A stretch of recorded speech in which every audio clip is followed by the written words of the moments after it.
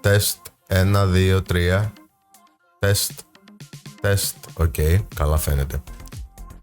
Γεια σας φίλοι μου, καλημέρα. Σήμερα θα δούμε τη βιβλιοθήκη των ήχων και των εφέ ήχου στο Final Cut Pro X. Επειδή όμως είναι κάτι πολύ μικρό αυτό και πολύ σύντομο, θα δούμε και άλλες δύο βιβλιοθήκες, άλλα δύο folders του Final Cut Pro, τους τίτλους και τις γεννήτριες. Εξαιρετικά δημιουργικά, πολύ σημαντικά και φυσικά πολύ χρήσιμα. Ας μην χάσουμε χρόνο, ας πάμε κατευθείαν στο Final Cut. Να τονίσω ότι για όλα αυτά που έχουμε δει τόσο καιρό και για αυτά που βλέπουμε σήμερα και στο σημερινό μάθημα, θα γίνουν ξεχωριστά βίντεο αναλυτικά, με κλιπ, με παραδείγματα, θα τα βάζουμε, θα τα αλλάζουμε, θα τα αφαιρούμε και θα τα δούμε αυτά όλα στην πορεία, όχι μόνο έτσι όπως τα κάνουμε περιληπτικά τώρα, επιγραμματικά, λίγο για να έχουμε μια ιδέα του τι γίνεται μέσα αυτό το πρόγραμμα, αλλά θα τα δούμε όλα αναλυτικά και σε βάθος. Πάμε λοιπόν στη σουίτα μας.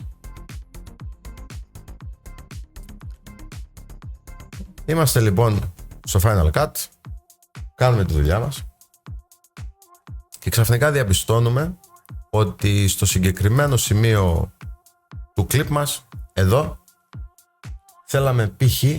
ένα sound effect, θέλαμε έναν ήχο ο οποίος να έρθει και να στολίσει το κλιπ μας, να στολίσει τον υπάρχοντα ήχο, να κάνουμε κάτι δημιουργικό, να πούμε μια story.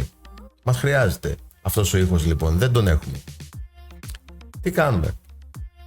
Πριν να ανατρέξουμε στο διαδίκτυο, να τον βρούμε από κάπου αλλού, να τον αναζητήσουμε, να τον κατεβάσουμε, ρίχνουμε πρώτα μια ματιά στη βιβλιοθήκη των ήχων και το sound effect που έχει προεγκατεστημένα το Final Cut Pro μέσα και υπάρχει πολύ μεγάλη πιθανότητα να το βρούμε. Αν δεν το βρούμε, το ψάχνουμε παραπέρα. Τέρμα, γωνία αριστερά επάνω, κάτω από το κόκκινο, το κίτρινο και το πράσινο του browser τα κουμπάκια, σε εκείνο το σημείο βλέπουμε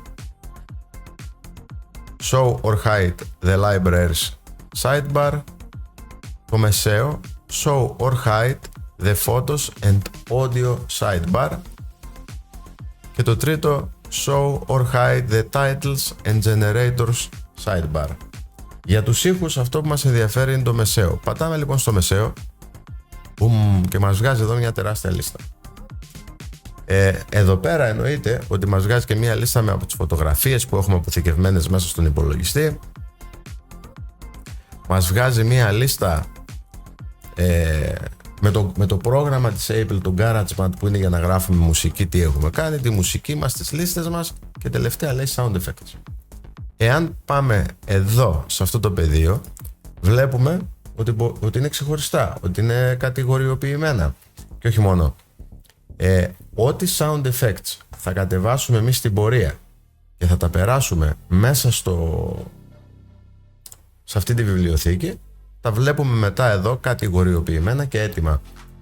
Το λέω γιατί μπορεί κάποια από όλα αυτά που βλέπετε τώρα εδώ, όταν θα πάτε στο δικό σας το Final Cut, να μην είναι στη θέση τους, να μην υπάρχουν, με συγχωρείτε, και να πείτε σε μένα γιατί δεν υπάρχουν. Είναι γιατί τα έχω κατεβάσει εγώ, τα έχω βάλει εγώ εκεί. Και πώς θα το κάνουμε αυτό μελλοντικά, θα το δούμε πώς θα βάλουμε δικά μας sound effects. Θα βρείτε όμως πάρα πολλά. Βλέπετε, ο κεντρικός φάκελος είναι ο φάκελος Effects, Final Cut Pro Sound Effects, όπου πατώντας μπορείτε να κάνετε μια προεπισκόπηση. Πάλι προεπισκόπηση, πάλι λάθος το λέω αυτό. Καταλάβατε, να ακούσετε τον ήχο και να καταλάβετε αν σας χρειάζεται ή όχι και πού μπορείτε να το χρησιμοποιήσετε. Εδώ μιλάει για σφαίρες που σπάζει τζάμια, ένα κάποιο αντικείμενο που πέφτει κάτω, laser λέει gun, όπλο laser, αν θα κάνετε κανένα ταινιάκι laser κτλ, με επιστημονικής φαντασίας, καταλαβαίνετε. Πόρτα λέει αυτοκινήτου η οποία κλείνει, η οποία ανοίγει, δηλαδή υπάρχει πολύ υλικό εδώ μέσα, προεγκατεστημένο, με το οποίο μπορείτε να δουλέψετε εσείς δημιουργικά τον ήχο σας και να πάτε το production value σας πολύ παρακάτω, την αξία της παραγωγής σας πολύ παρακάτω, να κάνετε κάτι πραγματικά με συγχωρείτε, πολύ καλό. Αυτά. Πώς το δουλεύουμε? Κρατάμε πατημένο το ποντίκι, τραβάμε και το βλέπετε ότι έχει κατέβει κάτω. Λοιπόν, να θυμάστε, με πράσινο χρώμα είναι. Όταν βλέπετε αυτό το πρασινάκι, προεπιλογή από το πρόγραμμα, γιατί αυτά τα χρώματα που βλέπουμε να έχουν τα κλίπ, ας πούμε αυτό το σκούρο μπλε ή το πράσινο κτλ, μπορούμε εμείς να το αλλάξουμε αλλάζοντας video roll, audio roll,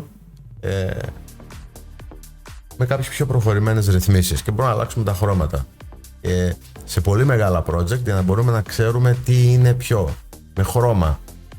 Τα μπλε είναι διάλογοι, τα ροζ ήταν μόνο μουσική, τα κίτρινα είναι εκείνο, δηλαδή τα κατηγοριοποιούμε με βάση το χρώμα για να ξέρουμε τι μας γίνεται. Τέλος πάντων, ας το βγάλω. Δίπλα, πολύ απλά παιδιά, οι τίτλοι, titles και οι γεννήτριες. Τι είναι οι τίτλοι? Χρειάζεται να πούμε τι είναι ένας τίτλος? Τίτλος. Παίρνεις ένα τίτλο, π.χ. αυτό το πολύ ωραίο, τον ρίχνεις επάνω στο κλιπ, με συγχωρείτε, τον ρίχνεις επάνω στο κλιπ, έρχεσαι εδώ, από το πρόγραμμα αυτό το κείμενο ήταν γραμμένο 360 Fade 3D. Έρχεστε στο πεδίο εδώ δίπλα, γράφετε παραδείγματος χάρη αυτό που θέλετε να γράψετε. Τεστ. Boom, έχετε τον τίτλο σας. Πάρα πολύ απλό. Θα κάνουμε ένα μαθηματάκι και για τους τίτλους και για τα generators πιο αναλυτικά. Επιγραμματικά λοιπόν τώρα ανοίγετε αυτό, στο πετάξω γιατί μπορεί να το ξεχάσουμε εδώ, και βλέπετε δίπλα τη λίστα κατηγοριοποιημένα 3D, 360, build in, build out, bumpers, elements, και φυσικά και εδώ θα δείτε και αυτά τα οποία έχετε κατεβάσει εσείς. Παραδείγματος χάρη εδώ βλέπετε κάποιους τίτλους που έχω εγώ κατεβάσει, οι οποίοι δεν θα υπάρχουν στο δικό σας το πρόγραμμα. Μπορείτε να κατεβάσετε και στα δικά σας, να τα εγκαταστήσετε, θα φαίνονται σε αυτό το πεδίο. Και φυσικά υπάρχουν οι γεννήτριες, οι οποίες δεν είναι το ίδιο πράγμα με τους τίτλους, δουλεύουν περίπου το ίδιο, δηλαδή παίρνεις μια γεννήτρια, την πετάς στο κλιπ σου επάνω, έτσι δουλεύει,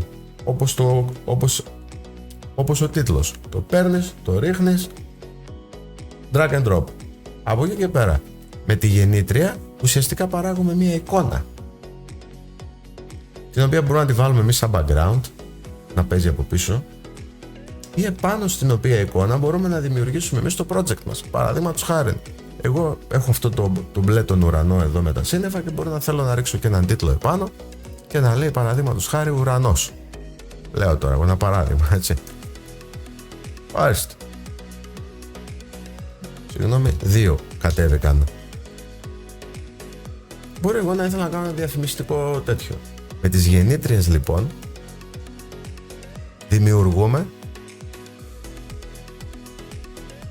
βλέπετε εδώ παραδείγματος χάρη μπορούμε να βάλουμε σαν φόντο αυτό, μπορούμε να βάλουμε σκέτο χρώμα, underwater, ότι και καλά είναι κάτω από τη θάλασσα, κάτω από το νερό,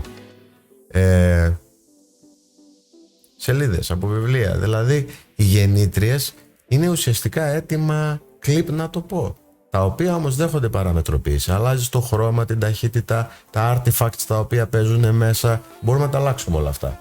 Ενώ ο τίτλος είναι μια γραμματοσυρά, τη ρίχνουμε από πάνω, γράφουμε αυτό που θέλουμε. Λοιπόν, θα τα δούμε πιο αναλυτικά αυτά σε ένα ξεχωριστό μάθημα, πώς ρυθμίζουμε τις γεννήτριες, πώς αλλάζουμε κάποια πράγματα και στους τίτλους, τις ιδιότητές τους κτλ. Αν και πιστεύω ότι λίγο να πειραματιστείτε και μόνοι σας, δεν θα χρειαστούν αυτά τα έξτρα μαθήματα, εγώ θα σας τα κάνω, αλλά πιστεύω και μόνος του να πειραματιστεί ένας χρήστης μπορεί να τα καταφέρει. Αυτά για σήμερα. Δεν έχω σκεφτεί ακόμη τι θα κάνουμε αύριο. Surprise, έκπληξη. Σας ευχαριστώ, πρέπει να επιστρέψουμε για δουλειά. Like, subscribe, την αγάπη σας, τη δική μου την έχετε. Ευχαριστώ.